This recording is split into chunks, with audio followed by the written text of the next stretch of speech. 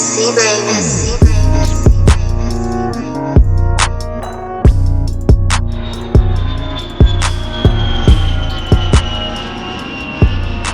y'all, it's your girl AK Stay True in the building. I am so happy to be here tonight with all of my beautiful people, my fams, my lovely friends, and I have the one and only Latoya Jane. She is here to talk to us about her music and her journey and all the things that she has to share with us. It's going to be so lovely. So, how was your night? Where'd you come from tonight? Where are you coming in from? I came from home. Which is? Toronto. Which side? Obviously, I'm from the west side. West side! You get me? Okay. Yeah. So, West End, Latoya Jane. I guess, what's that all about? Huh? So, I used to go by the name, I shouldn't even say used to, because it's still a part of me, right? But that's how everybody knows me, because my name was Jane From Finch. But then certain politics and certain things used to go on, so kind of changed it up a little bit. You know, like Vibes Cartel shouted me out, Finch and Jane. Like people change it sometimes, but that's me. And yeah. So did you grow up in Jane and Finch? Yeah, man, I'm from up top Shoreham. What? Anybody that knows me knows. You know what I'm saying? Okay. Up top, I am the queen of Finch. You know what I'm saying? That's why my name is Jane From Finch. I'm that voice, the female voice of Jane and Finch. That's dope.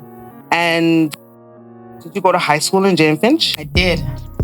Where? I went to a lot of schools when I used to be back. Westview and Brookview was one of my schools. Oh, you went to Westview? Brookview. And Brookview? Yeah. How was it? It was good, you know. It was really good. Were you a A student or you did cuss the teacher then? Can't talk about that next time still. All right. You know what? I was always smart, but like I guess because of my environment and stuff, I kind of adapted to my environment, and you know, I joined the gang young and stuff like that. So I used to be a gang leader in Finch, and that's what I'm known for. But then I changed my life over, became a motivational speaker, and then you know, I'm doing the recording artist thing too now. So, and I used to be a social worker. I used to work for housing, so a lot of people know me from that too. That's how I gained a lot of my fans. But right now, you know, recording artist. How was it growing up in Jane and Finch? You know, it's literally notorious worldwide, but well, it was rough, right? Like somebody almost died in my house, but he ran to another house and he died. And like that was when I was 12. Like I'm desensitized to murder since I was probably like 16, because I've been seeing murder since I was young. I actually went back there a few years back and worked there, and then a double murder happened, and then they put me as a leader of that, and then it just kind of messed me up to like help out the area more by like throwing events, you know? Like I just recently got somebody asked me to do a film festival in Jane and Finch, you know what I'm saying? Those kind of things I want to help out that way. But it's kind of rough there, you know what I'm saying? And growing up there was really, really, really rough. It was just rough. Is it still rough in your opinion? It is, because I did a documentary there 2 years ago, and when I went there, there was still no parks. There was still, so I was explaining to my son that that's why we used to rob people. That's why we used to walk with guns and stuff, because there was nothing to do. So that was more fun. There wasn't anybody that's like me now that's going to say they're going to mentor you, or, you know, we didn't really have that. So we breeded. We did everything that came with the streets, you know, because that's how it was set up, if you get what I'm saying. Like housing's not even built for you to stay in there for a long time. It's really not. Because you get trapped in there and then you end up breeding for everybody on the block, and then you just end up, it's a setup, you know what I'm saying? Facts. So I guess my next question is, when did you start doing music then? With all of that history and stuff. So I started doing music in jail. I went to jail for almost 2 years, and then the guards would hear me rap and stuff, and then they'd tell me, "Honey, do it." And then I entered a poetry contest in the States, and then I won from jail. So it was one of my raps. Wow. So then that just pushed me, and the guards told me make sure I do it when I come out. And then I started doing it 14 years ago, and then my uncle, who was my first producer, died on me. So then sorry to hear that. And then after, like, along the way, like, I just started working with different people, and here I am. So when was that though? What year? So when did you go to jail, I guess? I came out 2003. So I started going hard, like rapping. Like enough people that are watching right now had me in their studio before. Like, Wow, you know, that's dope. So how did you do a long bid? I did. Did you talk about that a little bit? You know what? With my story still, I was too bad. You know what I'm saying? Like I used to feel like I was a man. So I needed to go to a place to simmer me down. I'm gonna be honest. Like that's where I had to take my beating. Like I remember I was in the hole for 3 months for no reason. Like they didn't give me showers. They treated me so rough. But when I look back, I needed that beating to do what I'm doing now. I would have been hanging around with the same wrong friends, with the same, doing the same thing. I would have been chilling in the bucket with the rest of the crabs. That's all I have to say. So like I had to go to jail to learn because I had a youth and I still wasn't learning. So I had to go to jail for learning. You know? Yikes. So when did you start taking music seriously? Yeah, like when I came out. So when I came out, I started to rap and I was doing that for long, but I always knew I could sing. But I used to have low self-esteem and I never used to think I was pretty. Oh. So I didn't want to sing. I just thought it was something that a pretty gal should have done. But then I started build my confidence and then I started to sing and I came out with my album a year and a half ago, Grow. 2018. Yeah. That's your first project? It's not my first project. I had mixtapes, you know what I'm saying? But that was my first EP. And I shocked people because they didn't know I could sing. So I just licked them down, my vocals on that one. That's dope. So Grown. And so I guess I really want to know from your first project to where you are now. Wow. Yeah, like because you just said you have like other art projects too. I have so many things that I'm doing right now. And those are mixtapes and stuff.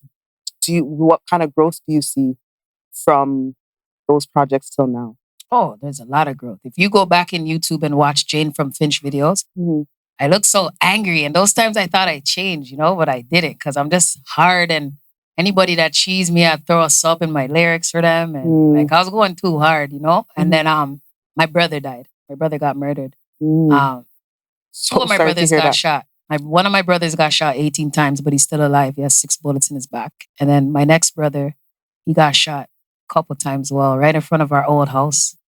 In complex. It was crazy. It's just. You experienced a lot of trauma. I did. You know what I'm saying? But I'm still standing because I have to be an example for you. Like anybody. I could be an example for a young mom. I could be an example for somebody that lived in housing and knows the struggle. I could be like an example for any walks of life right now. Facts.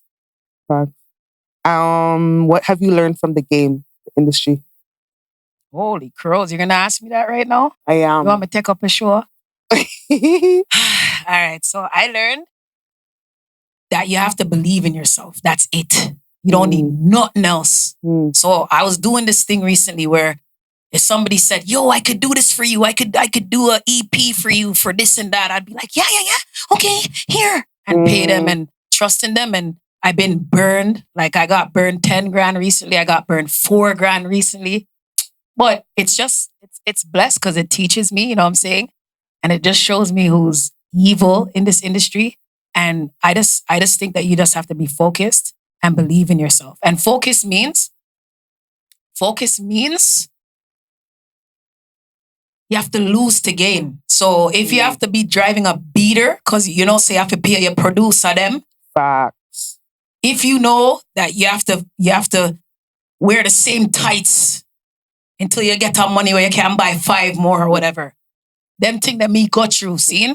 If you have to do a cash job on Kijiji for survive, you have to do what you have to do to pay your studio, to pay whatever for your music and not care about what nobody else said. They're gonna say you're broke. They're gonna say because they're trying to bring you back into the bucket's so pretty to them. You understand? So they're gonna try to bring you back. Yeah, I'm gonna be a pastor later on. I could preach. But yes, Pastor, you know what I'm saying? Like you just have to believe in yourself, okay? It's gonna make you feel like you're going crazy at times, but you just have to believe in yourself. So you basically kind of answered my next question. So you're gonna have to come up with another one. That's fine. But what's like your words of advice for up and coming artists, especially in our city? Yeah, man, just stay out of the politics, yo. I don't go and scream out Sure Shot, Complex. Where me live? rotted. I think I lived in like most of the housing places. I don't scream out now. Right now, like as much as I'm saying I'm from Finch and stuff, like I represent the streets because I've worked in a lot of different communities. I've lived in a lot of different communities. And I just think you guys need to stop flossing and faking the funk. Like stop it. Like there's been times like when I didn't really have it. You understand me? And I just didn't fake the funk because it's whack, it's fake. You can't even keep up. It runs out. Like, you know what I'm saying? Like you have to know facts, you know what I'm saying? So just stay focused and lose to gain and give to receive. So, what are you working on now musically? A single, EP, album? Girls, man. Okay, so I'm working on a reggae project. Wow. Yeah. That's so everybody's like, she's always in Jamaica. It's so fast. Yeah. So I'm working with some top producers right now that are watching me right now. And you know, I have some people that are co-signing me right now. Like to shout out one of them, my brethren Ninja Man. So big up Ninja I Man. have a lot of people that are backing me right now and making sure things go the right way to get that out. So that's lovely. Wow. I'm excited for you. That's dope. You look excited and happy. I am still because wow, I don't that's know. lovely. It's my background. I'm Jamaican, you know. So were you born there? No, but it's my background. Yes. You know what I mean? Mm-hmm. And sometimes I get dancehall. So that's kind of yeah. So what do you think is the big difference between the Canadian music industry and the American music industry, if any? Holy. I don't really think there's a difference now because we're on the map. Like it's all about Toronto, right? I agree. You know what I'm saying? But I just think they look the same. They all look the same. Like so I feel like we're more unique because we all have our own swag. Like when you see a female Toronto rapper, you know, oh, okay, that's so and so, or that's because they have a certain swag. Like, but I think our industry is a little bit better right now. I don't know. Yeah, like we have Drake, you know, like everybody big. Okay. And if I were to ask you, of all artists in the world, pick 3 that best describe your style, your sound, who would that top 3 be? So me and Little Kim are born on the same day. So obviously she's in there. So 50 Cent, he's an ex-Cancer, but I love him. He's just like me. I don't care. I don't care who doesn't like him. I like him. 50 Cent all day. Roach said that one last week too. Obviously Lauryn Hill, because that's who I practice to my whole. That's my favorite artist of all time. Them three people there.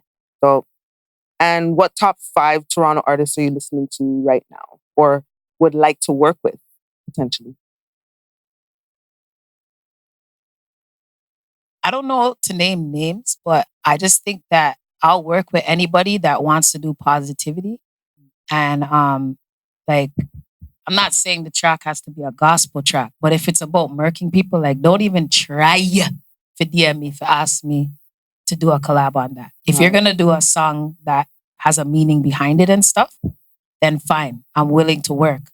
And I'm willing to work with somebody that's serious. And I know somebody that's serious from when I look at them, because you're looking at a girl that's been in the booth for about 16 years. You know what I'm saying? So I know my craft. I know when you don't practice. I know when you just wrote it and you're trying to like record it.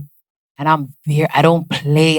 Nobody comes to the studio with me. Nobody. Because me no player. I don't want no mix up. I don't want no chatting. I just want to lay it on the track and go on my bed. Like everything on my album, I was doing that at 4:30 in the morning, crying because I had to record standing up, tired, and I had to go to work for 9:30 in the morning. You understand? So like, I don't play around with my music career at all. That's lovely. That's dope.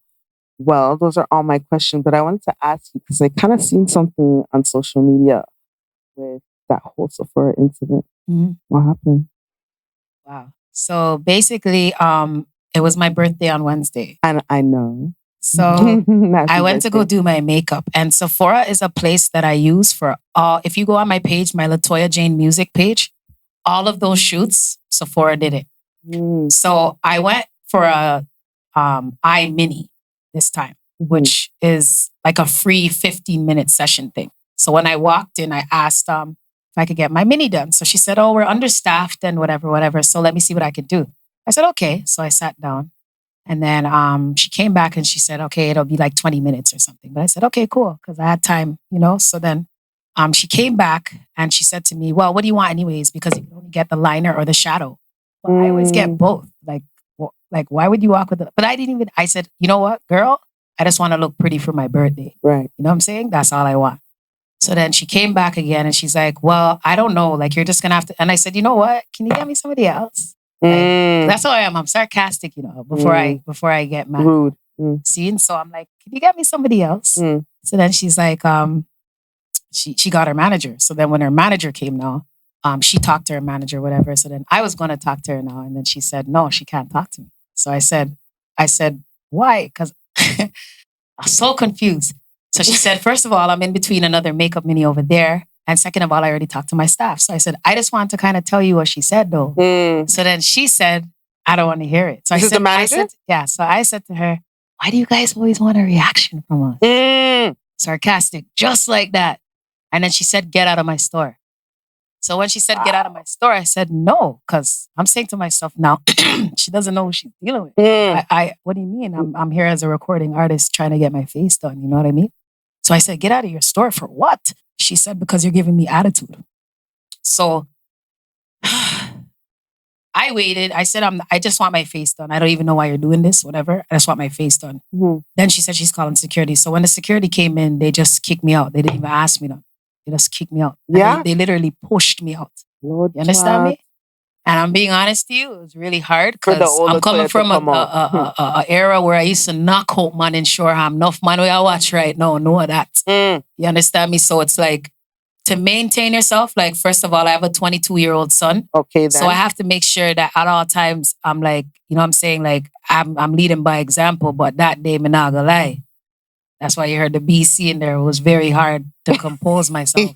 But I did. You know what I'm saying? So now that happened, they're trying to make you look bad. Like, they hire people so they could get at you in your comments. And it's been stressful, I'm not going to lie, because I never knew I could go through this. And, you know? Wow. It's crazy, but like, wow. I'm dealing with it. You know, I have good people like you and people that are writing. Yo, some people are writing for me that I don't even know. So shout out you guys. I love you guys. Facts. Holy... A girl said she's gonna do my eyelashes for free. Me, I gonna call you tomorrow. Like, oh my goodness, like for my birthday, you know? Because I'm not gonna lie, I didn't really enjoy it.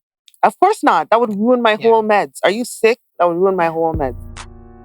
That's dope. Well, we thank you so much for coming in to speak with us, especially seeing that your birthday week and weekend turned out a little idiot. Like, what did happen at Sands?